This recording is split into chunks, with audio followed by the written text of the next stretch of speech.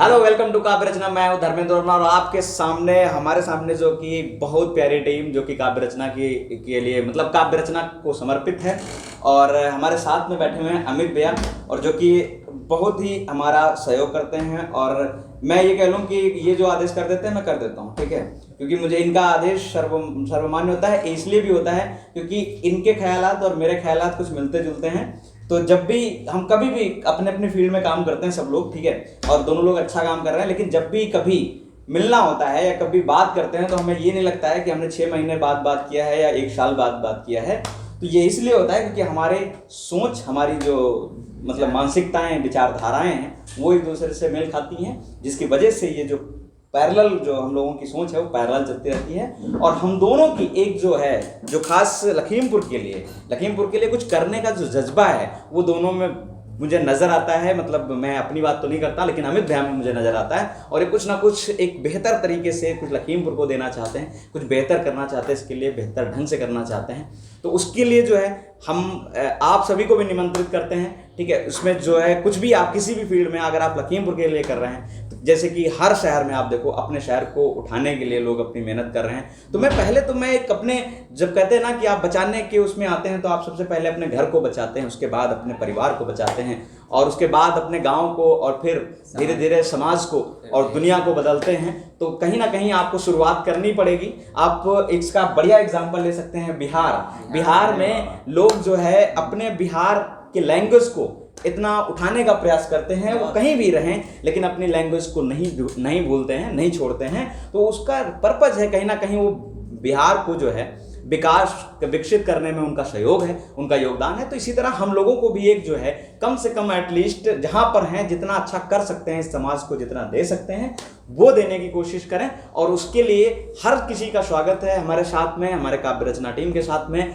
आप कुछ अच्छा करना चाहते हैं, किसी के साथ अच्छा करना चाहते हैं, हमसे कोई सहयोग चाहिए, उसके लिए हम और अमित भैया और हमारी टीम पूरी आपको सहयोग करने के लिए प्रतिबद्ध है। आप किसी भी जगह से करें, कहीं भी करें, किसी भी फील्ड में, उसके लिए मैं आपके प्रति समर्पित हूं। जो चाहिए मेरे से, मैं आपके प्रति समर्पित हूं। तो स्वागत करता हूं मैं अमित भैया का, जो कि मतलब मेरे पूरी जो है टीम को, काव्य रचना की टीम को मैनेज करते हैं, यही मैनेज करते हैं। और इन्हीं का काव्य रचना चैनल है। और मैं इनका तो नहीं कहूँगा आपका चैनल है, वो आप सबका चैनल है, क्योंकि इनका कहना गलत हो जाएगा। बट ये है कि ये समर्पित है उसके प्रति और जो काम भी कर रहे हैं उस पर। तो मैं आज जो है बस यही चर्चा करने के लिए बैठा हूँ कि अमित भैया कुछ बताइए ज़रा जो है कि अपने बारे में, कि लखीमपुर में क्या चीज़ें बदल जा सकती हैं। जैसे कि मैं अभी काम कर रहा हूँ इस पर फ्री एजुकेशन सिस्टम पे, कि मैं चाहता हूँ कि लखीमपुर में एटलीस्ट एक फ्री एजुकेशन सेंटर होना चाहिए, जो कि उन बच्चों की मुहिम के लिए जो बच्चे घर से मतलब पढ़ने के लिए नहीं जा पाते हैं बाहर कहीं, या नहीं पढ़ पाते हैं, कुछ तो उनके लिए कुछ करना चाहिए, हमें कुछ उसके लिए आगे आना चाहिए। और हम किसी दूसरे पर दायित्व ना दे करके खुद ही दायित्व का वहन करें, खुद करें। बिल्कुल। कहने का मतलब यह है कि हम कई बार ये सोचते हैं ना कि सामने वाला करे, हाँ, हम काहे करें। मतलब बदलाव चाहिए तो सामने वाला करे, काम चाहिए तो सामने वाला करे, हमें कुछ नहीं करना पड़े। हाँ वही, मतलब एक हमारा एक्चुअली क्या है ना कि हमारा दिमाग बड़ा खुराफात, बहुत खुराफात, वो ये बता देगा आपको। मतलब 25,000 मैंने अगर पूछा अपने दिमाग से कि मुझे 25,000 मंथली कमाने हैं, तो वो बता देगा कि 25,000 कैसे कमाने, वो कब बता देगा। आपने सवाल किया कि 50,000 मुझे कमाने, वो बता देगा कि 50,000 कैसे कमाने हैं। आपने सवाल किया 1 लाख महीने में कमाना है तो कैसे कमाना है, वो बता देगा। किसी भी चीज का आप सोल्यूशन ढूंढो तो सोल्यूशन दे देगा। लेकिन जब काम करने की बारी आती है तो यही दिमाग हरामखोरी कर जाता है और पीछे हट जाता है, हमसे काम नहीं होगा, ठीक है। तो यहीं पे आके जो है आप सलाह ले लो, आप सलाह, हर व्यक्ति सलाह देगा और आपको ऐसी सलाह दे जाएगा कि आप सोचने पे मजबूर हो जाएंगे कि यार इतना ज्ञान है इसके पास। बिल्कुल। कहने का मतलब ये है कि हर व्यक्ति के पास ज्ञान। और अमित भैया करने वाले लोग कर रहे हैं, मैंने देखा है। आप अगर मोटिवेट होना चाहते हैं, आप किसी भी चीज से, किसी भी चीज से तो हो सकते हैं। मैंने देखा सुबह जब मैं 6 बजे कोचिंग जाता हूँ तो मैं देखता हूँ कि सुबह 5 बजे लोग अखबार डालने जाते हैं। और कई लोग ये कह करके सो जाते हैं कि यार हम उठ नहीं पाते हैं सुबह, क्योंकि हम सुबह जग नहीं पाते हैं। हम काम से काम नहीं होगा, ये सुबह का काम नहीं होगा, हमसे नहीं जगा जाएगा। एक्चुअली क्या है ना कि कहीं पर जब आप जुनून की कमी हो जाती है, मैं एक आपको एग्जांपल बताऊं कि आप कितने भी थके हो, आप बहुत थके हो, ठीक है, मतलब आप काम करने का कोई मन नहीं कर रहा, बिल्कुल मतलब 2 दिन से 3 दिन से जवाब दे रहा है, ठीक है, 3 दिन से आप सोए नहीं हो और बहुत थके हो, शून्य अवस्था में जा रहा है, धीरे-धीरे शून्य अवस्था में है, लेकिन एकदम से बेल बजे, मोबाइल की रिंग बजती है और उस पे न्यूज आती है कि आपके पिताजी का एक्सीडेंट हो गया। अगर एकदम से आपका पूरा शरीर संचालित हो जाता है, पूरे शरीर में एनर्जी आ जाती है, आप दौड़ के जाते हो वहां पर, भाग के जाते हो आप वहां पे, वो एनर्जी कहां से आती है? जब आप बिल्कुल थके थे, बिल्कुल एकदम कुछ करने का मन कुछ करने का मन नहीं था, तब आपकी उसमें एनर्जी आती कि वहां पर कौन होगा, कैसे होगा, क्या हो रहा होगा, वो दौड़ के जाता है, उसकी सारी नींद गायब होती है, उसमें इतनी ज्यादा फुर्ती होती है, सारी थकान, और शायद 2 दिन और नहीं सोता है, वो नहीं सो पाएगा। तो मेन चीज ये वो एनर्जी जगाने की हमें जरूरत है, वो एनर्जी, वो लेवल होना चाहिए, वो ऊर्जा होनी चाहिए कि खुद दूसरा नहीं करेगा, इस बार हम करेंगे। बिल्कुल बिल्कुल, इस बार हम करेंगे। और ये जो है इस लखीमपुर में मैं सभी का स्वागत करता हूँ। हो सकता है कि मतलब किसी भी फील्ड से हो, कोई भी प्रतिभा हो आप में, किसी भी फील्ड से आप किसी भी फील्ड समाज की कोई हेल्प करना चाहता है या फिर कोई ऐसा बंदा है जिसको हेल्प चाहिए, ठीक है, तो मुझसे जो बन पड़ेगा, मैं पूरा समर्पित हूँ। जो मेरा समाज के प्रति दायित्व है उसका मैं निर्वहन बिल्कुल निस्संदेह करूंगा, जितना हो सकेगा। निष्पक्षता से, बिल्कुल ये मैं ऑन द स्क्रीन बोल रहा हूँ और ऑन रिकॉर्ड बोल रहा हूँ। हाँ, ऑन द रिकॉर्ड बोल रहा हूँ, इसमें कोई वो नहीं है कि आप सब इस बात के गवाह हैं, जितने भी लोग इस वीडियो को देख रहे हैं, आप सब इस बात के गवाह हैं कि ये जो काव्य रचना संगोष्ठी है, बिल्कुल ऑन द रिकॉर्ड सारा कुछ बोला जा रहा है और इसमें कोई संशय नहीं है, अहिमा संशय ना है, मतलब इसमें कोई संशय नहीं है। हमें बस इतना पता है कि अब रुकना नहीं, अब रुकेंगे नहीं, ठीक, अब चलते रहना है। क्या होगा? कुमार कहते भी है ना, कुछ छोटे सपनों के बदले बड़ी नींद का सौदा करने निकल पड़े हैं पांव भागे, जाने कौन डगर ठहरेंगे। तो किसी भी डगर ठहरे, क्या पता, क्या मतलब क्या फर्क पड़ता है। कहने का मतलब यह है कि हम कहते हैं कि हमें मंजिल तक पहुंचना है। भाई किस मंजिल तक आप पहुंचना चाहते हैं? जहाँ तक मेरी समझ है, जहाँ तक मैं समझ पाया हूँ कि ये इस समय अपने घर में बैठे हुए हैं, क्या इससे भी बड़ी कोई मंजिल हो सकती है किसी की? बिल्कुल नहीं। हर आदमी की आखिरी मंजिल तो उसका घर ही है। बिल्कुल सही बात है ना।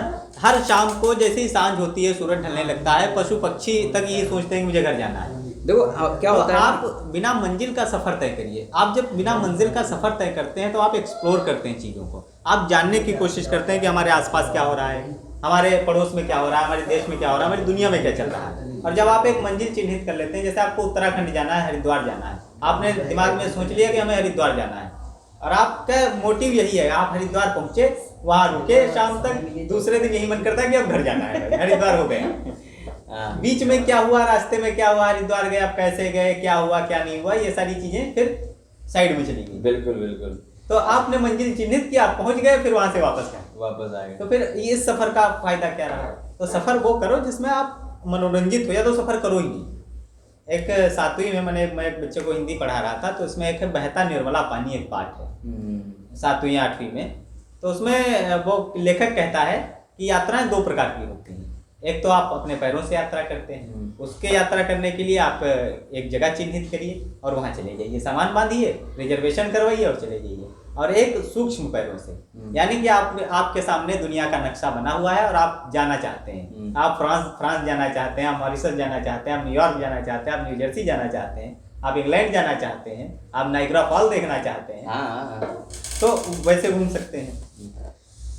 ये तो है। अब जो है वही चीज़ें, मतलब अरे मैंने एक कहीं वो था कि मोटिवेशनल पे जब मैं मोटिवेट होता था कभी, मतलब मुझे, अच्छा मैं भी इंसान हूँ, कभी कभी डिमोटिवेट भी होता हूँ बहुत ज़्यादा, जब मुझे लगता है कि यार नहीं हो रहा है, ये नहीं हो रहा है, या जब आप टॉप पे डिजर्व करते हो अंडर फाइट। बिल्कुल बिल्कुल। लेकिन मेरे अंदर एक समय निश्चित हो जाता है कि मुझे इतने साल में करना है, इतने टाइम ड्यूरेशन में करना है। ये मैं पहले तय कर लेता हूँ कि यार मुझे क्या करना है और कितने टाइम ड्यूरेशन में करना है, ठीक है। और जब उस ड्यूरेशन में नहीं हो पाता है, तब मेरे अंदर थोड़ा सा मतलब मोटिवेशन की कमी होती है और मुझे लगता है कि यार मैं नहीं कर पा रहा हूँ। लेकिन फिर से मैं मोटिवेट इसलिए हो जाता हूँ क्योंकि मैंने एक कहीं पढ़ा था और वो ये था कि मतलब डिस्क्रिमिनेशन बहुत जबरदस्त था उसमें। आप खिचड़ी पकाना चाहते हैं या बिरयानी पकाना चाहते हैं, ठीक है, डिपेंड करता है दोनों पे। अगर आप बिरयानी पकाना चाहते हैं तो उसमें टाइम ज्यादा लगेगा क्योंकि वो स्वादिष्ट होती है और थोड़ा सा मतलब उसमें भाई स्वादिष्ट होती है। तो अगर स्वाद पैदा करना चाहते हैं ना तो आपको टाइम ज्यादा लगाना पड़ेगा।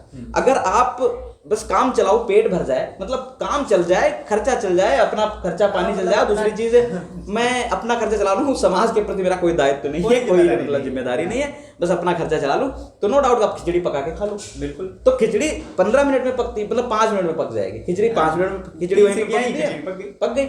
और वहीं पर आप बिरयानी पकाने की कोशिश करोगे तो 15 मिनट, अगर 5 मिनट में पकाने की कोशिश किया तो बढ़िया नहीं बनेगी। ठीक, अगर बढ़िया बनाना चाहते हो उसमें 2 घंटे कम से कम लगेंगे, 1-1.5 घंटा, जो 1-1.5 घंटा जो भी लगे, लेकिन उसका टाइम ड्यूरेशन अलग है। आप रोटी सब्जी बनाना चाहते हो उसका टाइम ड्यूरेशन अलग है। तो इसी तरह अगर आप कुछ जितना बड़ा अचीवमेंट करना चाहते हो, जितना बड़ा करना चाहते हो, तो उसके लिए टाइम ड्यूरेशन सबका फिक्स है कि आप इतने दिन में। अब मैं चाहता हूं कि मैं लखीमपुर को, मैं बहुत कुछ, मैंने जो अपना टाइम ड्यूरेशन सेट किया है कि मुझे फ्री एजुकेशन सेंटर बनाना है, यहाँ पर हब बनाना है लखीमपुर में, तो मैंने जो टाइम ड्यूरेशन एटलीस्ट कम से कम 5 साल, इससे कम हो ही नहीं सकता है अगर मैं मेहनत करता हूं। और 5 साल मुझे कॉन्स्टेंटली हम लोगों को, सब लोगों को मेहनत करनी पड़ेगी, लगातार और मतलब ताकि मैं यहाँ पर एक जो है फ्री एजुकेशन सेंटर इस्टेब्लिश कर पाऊँ, ताकि वो बच्चे, उन बच्चों के घरों से बच्चे पढ़ पाएं जहाँ पर जो सीबीएसई बोर्ड में आप जाओगे, अगर कहीं सेंटर पे, कहीं एजुकेशन सेंटर पे जाते हो आप, तो सीबीएसई बोर्ड में आज 1000 रुपये, 1000 रुपये एक सब्जेक्ट की फीस लेते हैं, मतलब 3000 रुपये 3 सब्जेक्ट की, अगर फिजिक्स केमिस्ट्री मैथ बच्चा पढ़ता है तो 3000 रुपये कम से कम मिनिमम बता रहा हूँ। तो अगर वो जितना ले, ठीक है, वो अलग बात हो जाती है। और बच्चे, कई सारे ऐसी फैमिलीज मैंने गांव में देखी हैं, कई सारी ऐसी फैमिलीज जो केवल वो अपना वो सोचते हैं यार कहीं ना कहीं अंग्रेजी मीडियम में हो जाए तो सही है, क्योंकि इंग्लिश मीडियम में सब पढ़ाना चाहते हैं अपने बच्चों को, सब शिफ्ट करना चाहते हैं। और इंग्लिश मीडियम की फीस कितनी है ये सबको पता है, किसी से छिपी नहीं है। हम लोगों ने गवर्नमेंट से पढ़ा है, DS धर्मसभा इंटर कॉलेज से मैंने 10th किया और वहां पर 7 रुपये फीस थी। और आज CBSE में अगर कोई भी बच्चा एडमिशन लेता है तो वहां कम से कम 30,000, 40,000, 50,000 फीस है, ठीक है, मान लो पूरे साल की। और मेरी कितनी पड़ती थी? 12 को 7 से मल्टीप्लाई करा दो, यानी कि मैक्सिमम 100 रुपये फीस पूरे साल की थी। तो आप ये सोच सकते हो कि मतलब जो है कि किस तरह से जो है, मतलब आप इसे लूटना, और इसे लूटना भी नहीं कहा जा सकता, इसे लूटना नहीं कहा जाता, ये बिजनेस है, ये एक बिजनेस नहीं, बिजनेस भी है। और दूसरी चीज मैंने अमित भैया पूरा मैं इस फील्ड में हूँ, मैंने देखा है लोग वर्क भी करते हैं, वर्कआउट भी करते हैं, काम करते हैं। अगर वो काम करेंगे और उनको पैसा नहीं मिलेगा, कहीं से कुछ खाने का भी नहीं मिलेगा, तो क्यों करेंगे भाई वो? ठीक है, वो जैसे एक विलियम ने बहुत बढ़िया बात कही थी कि अगर आप किसी की हेल्प करना चाहते हैं तो पहले कमाना सीखो। ठीक, सीधी सी बात है। पहले आप खुद तो सक्षम हो जाओ, आप दूसरे की मदद कैसे करोगे? अब एक बंदा खड़ा है, एक भिखारी खड़ा है, वो बहुत भूखा है, मान लेते बहुत भूखा, और मेरे बहुत मन की इच्छा है कि मैं इसको खिला दूं। ठीक है, मेरी बड़ी इच्छा हो रही है, दिली इच्छा हो रही है, मैं कुछ खिला दूं, कुछ खिलाऊं। हाँ, लेकिन मेरे पॉकेट में 1 भी रुपए नहीं है। ठीक, तो मैं क्या कहूंगा, यार भाई मैं तुम्हें खिलाना तो चाहता हूँ यार, लेकिन क्या करूं, मेरे पॉकेट में पैसे नहीं है। तो ना तो उसकी भूख मिटेगी उससे, और ना मैं सेटिस्फाई हूँ। तो सबसे पहला काम तो ये है कि खुद को एस्टेब्लिश करो, खुद को ऐसे एस्टेब्लिश करो कि किसी का लॉस ना हो, किसी का नुकसान ना हो, और किसी का जो है आप घर बर्बाद ना करो।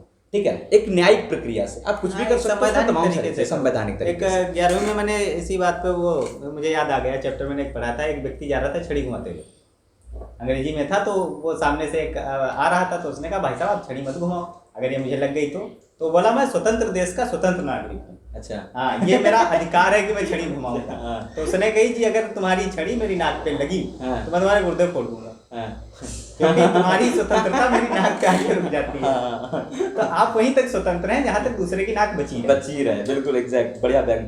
तो वही है कि मतलब मेरा एक शेर था, कभी मतलब बहुत पुराना था, कि खड़ा था काली रातों में उजाला तब भी लाए थे, खड़ा हूँ चांद के पग में सवेरा फिर भी लाएंगे, समंदर के तूफानों से कहो आके हमसे टकराएं, इस समंदर में पड़ी कश्ती किनारे हम लगाएंगे। तो ये कॉन्फिडेंस होना चाहिए, ये और कॉन्फिडेंस नहीं है, कॉन्फिडेंस होना चाहिए, ये हिम्मत होनी चाहिए। आप करो, किसी भी जंगल में आप जब नया रास्ता बनाते हो ना, मतलब तमाम सारी झरबेरियां हो, वहां पर तमाम सारे कांटे हो, एक बड़ा सा जंगल है और आपको इस जंगल से उस पार जाना है, और आप वो रास्ता अख्तियार नहीं करना चाहते हैं जिसपे लोग जा रहे हैं, जिसपे पब्लिक जा रही है घूम के। हो सकता है आप उससे शॉर्ट तरीका ढूंढ लें, हो सकता है शॉर्ट मेथड ढूंढ लें, हो सकता है कम रास्ता तय करना हो, मतलब कम समय में रास्ता बढ़िया तय कर जाए। तो जब आप ऐसी चीजें करना चाहते हैं ना, जब आप ऐसी चीजें ढूंढते हैं, तो आपको एक हथियार उठाना पड़ता है और उन झरबेरियों को काटते हुए रास्ता बनाते हुए जाना होता है। तो उन झरबेरियों से उनके जो कांटे होते हैं ना वो चुभते हैं तुम्हें। जब आप पैर रखोगे, कदम रखोगे तो उसके कई सारे कांटे आपको चुभेंगे। तो जब आप थोड़ा रास्ता तय करते हो ना तो आपको एक डरावना सा सफर लगेगा कि यार नहीं हो रहा है मुझसे, यार होगा नहीं, पता नहीं, बड़ा जंगल है, बिल्कुल बिल्कुल, झाड़ियां हैं। हाँ यार कैसे होगा पता नहीं इसका, हमें ये भी नहीं पता है कि आगे छोर कौन सा है, हो सकता है रास्ता है मिलेगा या या नहीं है, या है, कहीं ये भी नहीं पता है। हम अंदाजा लगा रहे होते हैं कि सिर्फ अगर हम इधर चले जाएंगे तो हमको एक हाईवे मिल जाएगी, रास्ता मिल जाएगा, ठीक। तो हम चलते चले जाते हैं और वो उस मंजिल पर वही लोग पहुंच पाते हैं जो बराबर निरंतर उस चीज को काटते रहते हैं, उस दर्द को सहते रहते हैं। वो कांटा चुभता है तो कांटा निकालते हैं और अगेन आगे बढ़ते हैं, तो वो उस रास्ते को कहीं ना कहीं पा लेते हैं। हो सकता है वो लंबा ड्यूरेशन लगे, हो सकता है 5 साल लग जाए, हो सकता है 6 साल लग जाए, हो सकता है 10 साल लग जाए, नो डाउट। मैं इसकी कल्पना भी नहीं कर पाता हूँ, ठीक है, नहीं कर सकता हूँ। हो सकता है जिंदगी भर नवाजुद्दीन सिद्दीकी को देख लो यार, इतना मोटिवेशनल स्टोरी उसकी आप पढ़िए जाकर, उसकी स्टोरी गजब, ठीक। तो मतलब आप देखो कि वो बंदा एक जो है जिसको मतलब ब्रेक मिलने का मतलब उसको मतलब चांस नहीं मिल रहा था, छोटे छोटे रोल कर रहा था, कहीं पॉकेट मार का गई, और आज देखिए बॉलीवुड के बड़े सुपरस्टारों में है, हाँ चुनौती देता है भाई। तो वही चीजें, ऐसी चीजें तमाम फिल्म में देखो सलमान खान की एक्टिंग फीकी लगती है उसके सामने। अरे तमाम सारे लोग जो है उसकी मतलब कितने फैन फॉलोइंग है, नो डाउट। तो यही चीजें हैं कि यार हमको बस ये है कि मोटिवेशन आपसे हमको मिलता है और हमसे आप ले सकते हो, दोनों लोग। मतलब मेरा कहने मतलब ये है कि नो डाउट कि मतलब ऐसा कुछ मैंने नहीं किया है कि मोटिवेशनल वाला हूँ, ठीक है, ऐसा कुछ नहीं किया है मैंने। बट ये है ना कि जैसे आप विवेक बिंद्रा को देखते हो, जैसे आप सोनू शर्मा को देखते हो, मतलब आप संदीप मैसूरी को देखते हो, तो तमाम सारे लोगों ने भी बहुत सारा संघर्ष किया हुआ है। आप उठा करके किसी भी फील्ड में आप देख लो, उसने निरंतर काम किया। मैं इसका एग्जैक्ट एग्जांपल दे रहा हूं, और यही रीजन रहा अमित भैया कि मैं लॉकडाउन में, मैं नो डाउट हर एक बंदा परेशान है, तो सब परेशान है, ठीक है, नो डाउट मेरे पे ऊपर नहीं है, सब सभी पे है। और इसमें कई दौर ऐसे आए जब मुझे लगा कि यार नहीं हो पा रहा है मुझसे, मुझे पीछे बैक फुट पे आ जाना चाहिए, ठीक है, मतलब कई बार कि यार अब नहीं हो सकता, अब नहीं होगा, अब तो लॉकडाउन शुरू हो गया, मतलब लेकिन तो सब कुछ बंद हो गया। फिर से मैंने पुशअप किया, फिर से मतलब मुझे लगा कि यार नहीं, अगर हम एक जो समाज के चिंतक, या फिर कह सकते हो, हम ये नहीं कहते हैं लेकिन मतलब ये बड़ी बात हो जाएगी, लेकिन हम कहते हैं कि अब आप किसी और को, मतलब आप एक शिक्षक की भूमिका निभा रहे हो, जब आप किसी और को मोटिवेट करते हो और खुद डिमोटिवेट होने लगते हो, तो कहीं ना कहीं जो है उसका असर पड़ता है, आगे अगले पे पड़ता है, ठीक है। तो वो चीजें जो हैं मतलब उसका फर्क पड़ता है। तो एक एग्जांपल मैं लेता हूँ, लाइव सेट करता हूँ कि अगर आप मान लेते हैं कि क्रिकेट खेलने उतरते हैं, ठीक, क्रिकेट खेलने, और क्रिकेट खेल रहे हैं, बॉलर ने बतिया हम कह रहे उधर बतिया एडिट हुई ना, एडिट हुई।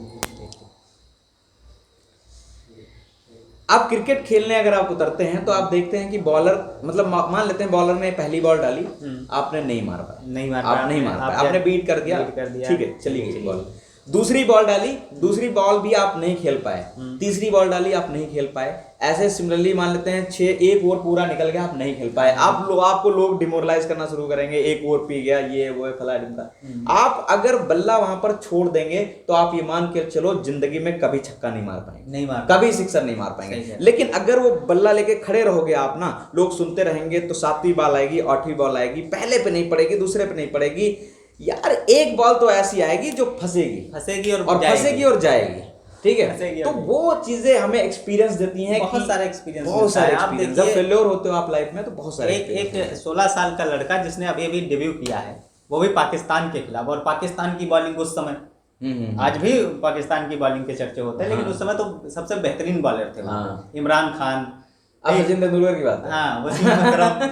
तो उस लड़के ने मतलब पहली बॉल नवजोत सिंह सिद्धू खड़े, और ये सिद्धू स्टोरी बता रहे थे, ये नवजोत सिंह सिद्धू ने ये स्टोरी बताई। उन्होंने कहा मैं नॉन स्ट्राइक पे खड़ा था और सामने इमरान बॉलिंग कर रहे थे, इमरान हो या वसीम हो, कोई बॉलिंग कर रहा था। तो पहली गेंद आई और यहाँ से निकल गई उसके विकेट कीपर के हाथों में। तो मैं खड़ा था, मैंने कहा गुरु आज ये लड़का मरा, मतलब मैं यहाँ नॉन स्ट्राइक पे और वो ओपन पे मतलब खेल रहा है। फिर दूसरी बॉल आई और सचिन के नाक पे लगी यहाँ पे, और सब कुछ खून मतलब फट गई, नाक फट गई। उस समय जो फिजियोथेरेपिस्ट होते थे उनके पास केवल 2 चीजें होती थी, एक तो आइस बॉक्स और दूसरा झंडुआ। वो स्प्रे मारा, आइस बॉक्स लपेटी कि चलो। हो गया। हाँ चलो चल रहे हैं पवेलियन, तो वो लेकर आए, वह पट्टी वट्टी बांधी, आइस बॉक्स बांधा, सब कुछ, फील्ड पे खून पड़ा, पिच पे खून पड़ा, सब कपड़े खून काफी से लोग सने ये स्टोरी जानते हैं, काफी लोग जानते होंगे, लेकिन इसको मैं हाँ। सुना रहा हो सकता है आप तक, हाँ। आपको जब कई चीजों का नाम कई बार जान चुके होते हैं, कई बार चुके पढ़ चुके होते हैं, लेकिन अचानक से हम वर्षों पुरानी कहानी पढ़ते हैं तो मुझे लगता है यार ये तो मैंने कब पहले पढ़ी थी, लेकिन इस नजरिए से रिवाइव नहीं कर पाते उस चीज को। हाँ। है ना, इस नजरिए से कभी देखा नहीं। तो उसने कहा कि सिद्धू से कान में धीमे से कहा कि मैं खेलूंगा, तो सिद्धू ने कहा मर जाएगा तू, तो उसने कहा नहीं कुछ भी हो मैं खेलूंगा। और उस लड़के ने वहां से खेलना शुरू किया, और अमेरिका का जो राष्ट्रीय खेल है, राष्ट्रीय खेल क्या कहते हैं, जो वहाँ के फेमस खेल हैं, वो एक ज़्यादातर फुटबॉल खेला जाता है, वॉलीबॉल खेला जाता है, और एक कोई गेम आता है जो जापान में भी काफ़ी फेमस है, उसका नाम नहीं याद आ रहा मुझे, वो लोग खेलते हैं, रग्बी खेलते हैं, ठीक, क्रिकेट नहीं खेला जाता। और वहाँ सचिन तेंदुलकर का poster as a cricketer, cricket को प्रमोट करने के लिए अमेरिका गवर्नमेंट उनको बुलाती है कि आप हमारे यहाँ आइए, हमारे यहाँ क्रिकेट खेलिए। बेसबॉल वहाँ खेला जाता है, और बेसबॉल की पिच पे क्रिकेट खेला जाता है। तो कहने का मतलब यह है कि आपके पास बिल्कुल, ये उठाओ बंद कर दो तो इसको खत्म कर दिया जाए। तो कहने का मतलब यह है कि आप मोटिवेट खुद से नहीं होंगे। और हमारी संस्था का उद्देश्य क्या है, हालांकि संस्था नहीं है, ये आपका परिवार है, आपकी फैमिली है, या आपका घर है।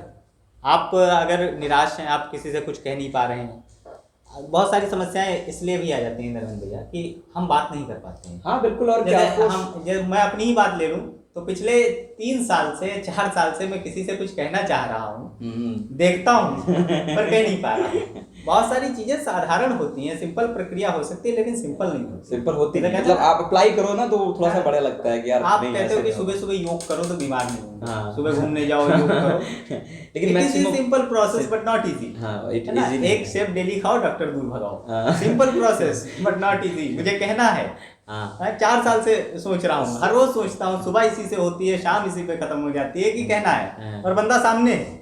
It is simple process but not easy.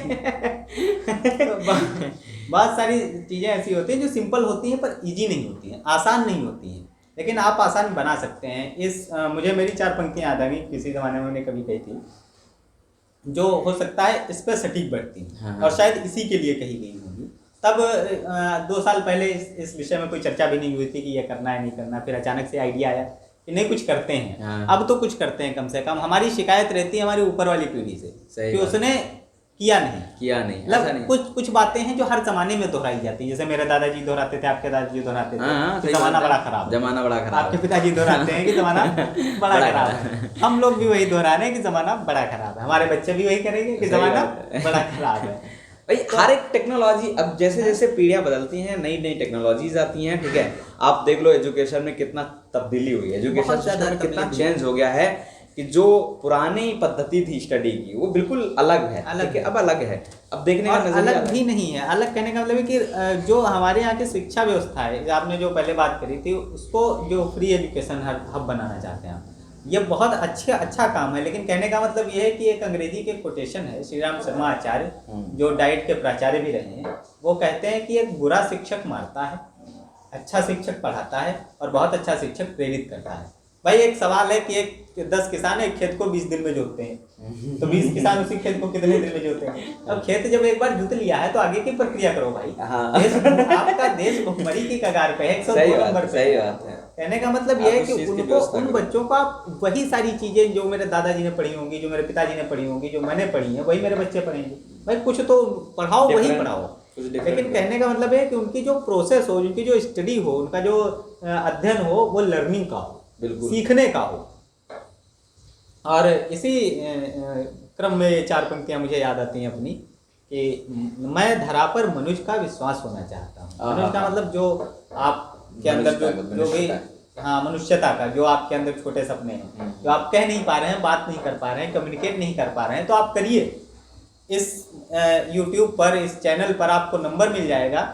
आप कभी भी 24/7 कभी भी आप फ़ोन कर सकते हैं किसी भी समस्या के लिए। किसी भी डिप्रेशन में अगर आप हैं, तो अगर सच में आप अगर डिप्रेशन में आपको लगता है कि आपसे कुछ नहीं हो पा रहा है, आप कुछ नहीं कर सकते हैं, आपके पास बहुत सारे आइडिया हैं, लेकिन समझ में नहीं आ रहा कि शुरू कहाँ से करें, तो उनके लिए ये है, ये संस्था है, इसके दरवाजे खुले हैं।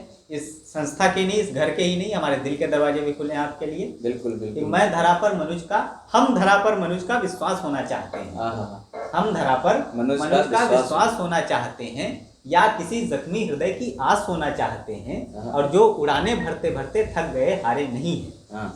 आप 1000 बार गिरे होंगे, आप हरिवंश राय बच्चन जी से ज्यादा तो नहीं टूटे होंगे। वो हर बार टूटे, हर बार गिरे, हर बार खड़े हुए, और खड़े होकर कहते हैं कि नीड़ का निर्माण फिर नेह का आह्वान कर। कि हम धरा पर मनुष्य का विश्वास होना चाहते हैं, या किसी जख्मी हृदय की आस होना चाहते हैं, और जो उड़ाने भरते भरते थक गए हारे नहीं हैं, उन परिंदों के लिए आकाश होना चाहते हैं। वाह। और आपके सहयोग के बिना हम कुछ नहीं है, हमारे सहयोग के बिना आप तो बहुत कुछ है खैर, लेकिन आपका सहयोग हमारे लिए आवश्यक है, और आपके लिए भी आवश्यक है, क्योंकि समाज का गठन इसीलिए देखो, समाज में हमें कहना कि समाज का एक अपना दायित्व है। अगर हम जीवित हैं, अगर हम जिंदा हैं, हम जिंदा हैं, मतलब अगर हम लिविंग में मतलब रह रहे हैं ना यहाँ पे, तो समाज के प्रति मेरे कुछ दायित्व है, कुछ वो है। और आप सिर्फ लेने के लिए नहीं पैदा हुए हैं, कुछ देने के लिए भी पैदा हुए हैं। तो जितना आप दे सकते हैं ना, मैं ये नहीं कह रहा हूँ कि आप पूरा घर दान कर दें या फिर कुछ कर दें। आप जितना दे सकते हैं, आप अगर अपनी रोटी से एक रोटी आपके पास है और एक टुकड़ा भी किसी को खिला पा रहे हैं, तो मुझे लगता है वो टुकड़ा व्यर्थ नहीं जाएगा, वो सार्थक जाएगा। किसी ना किसी का कम से कम थोड़ी सी भूख मिटाएगा, लेकिन मिटाएगा जरूर। ठीक है, तो बस वही चीजें हैं, वही प्रयास कर रहे हैं, हम लोग भी प्रयास कर रहे हैं। हमारे पास कोई ऐसा नहीं है कि हम जादू की छड़ी थोड़ी जादू की छड़ी नहीं है, घुमाएंगे हो जाएगा। बट एक प्रयास है, एक संपूर्ण प्रयास है, एक मुट्ठी बंद करने की कोशिश कर रहा हूँ, और मुट्ठी बंद करके एक जो है बढ़िया सा जो भुखमरी पे गुस्सा मारने की कोशिश कर रहा हूँ। लगेगा तो ठीक है, नहीं लगेगा तो चोट तो कर ही देंगे भाई। ठीक है, तो बहुत बहुत धन्यवाद। कहने का मतलब ये है कि एक छोटी सी बात मैं कह रहा हूँ कि जो मुद्दे हैं हमारे, मुद्दे हमारे क्या होने चाहिए, हमारे अच्छी शिक्षा व्यवस्था होनी चाहिए। बिल्कुल, मतलब लर्निंग की होनी चाहिए। समाज में शिक्षा का उद्देश्य नौकरी पाना ना हो। बिल्कुल, ये बहुत मिथ्या है। ये मैं बता देता हूँ भैया, एक जो समाज में एक मानसिकता बनी हुई है ये कि आपको, अगर आपको नौकरी नहीं मिली है तो आप दुनिया के असफल व्यक्तियों में काउंटेबल हो। आप जो है दुनिया के सबसे बेकार व्यक्ति हो, आपको कुछ नहीं आता, आपको नॉलेज 0% है, आप कुछ नहीं, मतलब आप कुछ नहीं है। अगर आपके पास नौकरी नहीं है, सरकारी होगी, ठीक, सरकारी। अच्छा, अगर आप, मैंने कहा ना कि मतलब आपके पास सरकारी नौकरी भले भी 12,000 20,000 की है, तो आप सफिशिएंट हो। आप उसकी बेटी, कोई बेटी अगर अपना मतलब अपनी बेटी देगा ना आपको, तो वो ये पहले चेक करता है कि आपके पास सरकारी नौकरी है या नहीं। अगर है तो सर्वाइव कर जाओगे, चलो रोटी खिला देंगे, बाकी भूखे मार देते हैं। ठीक है, तो ये चीजें हैं, और ये समाज में बदलेंगी, ऐसा नहीं है, ये बदलेंगे। कहते हैं कि वो 3 इडियट का एक डायलॉग सुना होगा आपने, 3 इडियट फिल्म का, बहुत कमाल का डायलॉग है। वो माधव बोलते हैं, आर माधवन, जो उसमें एक फोटोग्राफर की भूमिका में है। वो कहते हैं कि आप क्यों पढ़ने जाते हैं भाई, हम जब इससे पैदा हुए एक ठप्पा लगा दिया गया कि ये इंजीनियर बनेगा। और इसलिए पढ़ोगे कि पढ़ोगे नहीं तो नौकरी नहीं होगी, नौकरी नहीं होगी तो कोई बाप अपनी बेटी नहीं देगा, कोई बाप अपनी बेटी नहीं देगा, बैंक क्रेडिट कार्ड नहीं देगी, और दुनिया रिस्पेक्ट नहीं देगी। वही तो शिक्षा का उद्देश्य, शिक्षा इसलिए है कि हमारा जीवन बेहतर हो सके। शिक्षा इसलिए नहीं है कि हम किसी के नौकर बन के रहें। नौकरी करना अच्छी बात है, आप ठीक है, आपकी अपनी सोच हो सकती है, लेकिन सिर्फ नौकरी पाना ही शिक्षा का उद्देश्य मत रखिए। बिल्कुल सही बात, ये फैक्ट होना चाहिए, इस पर बात होनी चाहिए। वो मेन चीज ये है कि क्या बताएं, वो चला आ रहा पारंपरिक है, पारंपरिक है, इस परंपरा को भी तोड़ना नहीं चाहते। अब तोड़ना क्या मतलब, वही चीज है ना कि ब्रेक करने के लिए, देखो अब जब आप अपना काम करते हो ना, तो थोड़ा सा संघर्ष ज्यादा होता है। आप जीरो से उठना चाहते हैं, जीरो से उठते, उसमें आपके पास कोई साधन नहीं है, कोई साध्य नहीं है, बस आप हैं, आपका जुनून है, कुछ दोस्त हैं आपके पास जो आपका सहयोग कर रहे हैं, जो आपके साथ लगे हुए हैं 24 घंटे। वो चाहते, वो उनके अंदर भी यही जुनून है। दुष्यंत कुमार कहते भी हैं कि मेरे सीने में नहीं तो तेरे सीने में सही हो कहीं भी आग, लेकिन आग जलनी चाहिए। तो इस आग को जलाए रखिए। और सिर्फ इस हमारा आज का ये वीडियो अपलोड करने का नहीं कि हर हफ्ते अब वीडियो आएगा आपके पास, और हर विषय पे चर्चा होगी। आप कमेंट करके बताइए कि आप किस विषय पे चर्चा हो अगले संडे। अच्छा, और एक चीज मैं अनाउंस कर दूं जी, जो कि अमित भैया से मैंने नहीं बताया है, लेकिन मैं अनाउंस कर दे रहा हूँ। ये सरप्राइज है। वो ये है कि आप कोई भी अगर जो है अपनी कोई आपके पास स्टोरी है और अच्छी स्टोरी है, आपके पास जेन्युइन स्टोरी है, और आप लाना चाहते हैं काव्य रचना के मंच पर, काव्य रचना के थ्रू रखना चाहते हैं, उस स्टोरी को आप दुनिया तक पहुंचाना चाहते हैं, तो आपको नंबर डिस्क्रिप्शन में मिल जाएगा और अमित भैया का नंबर होगा, आप कांटेक्ट करें अमित भैया को और अमित भैया आपको रिसीव करेंगे। आपके आने जाने का पूरा प्रबंध किया जाएगा, पूरा जो है मतलब स्टूडियो तक आने जाने का पूरा प्रबंध किया जाएगा, सब कुछ रुकने की व्यवस्था की आपके जाएगी। पास एक जेन्युइन स्टोरी होनी चाहिए, एक अच्छी स्टोरी होनी चाहिए, जिससे इस आने वाली नई पीढ़ी को एक सकारात्मक संदेश मिल सके, सकारात्मक सोच मिल सके, बस उसी पे हम काम कर रहे हैं। तो बहुत बहुत धन्यवाद। अमित भैया कुछ बोलना चाहते हैं? बोल जी, बस आखिर में यही बोलना है कि आप इस चैनल से जुड़े रहिए और बहुत सारी चीज़ें आप अपने हिसाब से भी देखिए। एक और बहुत महत्वपूर्ण बात है जो मुझे करनी है, वो ये है कि इस देश के प्रधानमंत्री की जितनी जिम्मेदारी है इस देश के लिए, उतनी ही जिम्मेदारी मेरी है, आपकी है। बिल्कुल, क्योंकि लोकतांत्रिक देश है ये, और लोकतंत्र जनता के द्वारा जनता के लिए जनता पर किया गया शासन। तो यहाँ ना कोई राजा है और ना कोई प्रजा है, आप ही राजा हैं और आप ही प्रजा हैं। आप चाहें तो इस देश को ऊपर तक ले जाएं, चाहे तो गड्ढे में डाल दें। बिल्कुल सही। तो ये आप पर निर्भर है। कोई हालांकि और कोई इशू हो, कोई भी प्रॉब्लम हो, कोई भी समस्या हो, किसी भी विषय पर आप डिप्रेस्ड हैं, आपको लगता है कि आपसे कुछ नहीं हो पा रहा, तो आप जरूर संपर्क करें। क्योंकि ऐसे लोगों को डिप्रेशन से बाहर आना बहुत आवश्यक है, क्योंकि डिप्रेशन कई बार सुसाइड के केस बन जाते हैं, जो आपके लिए, आपके परिवार के लिए, आपके समाज के लिए एक बहुत बुरा प्रभाव छोड़ते हैं। तो बहुत बहुत धन्यवाद। इसी चर्चा के साथ मैं आप विराम देता हूँ। धन्यवाद।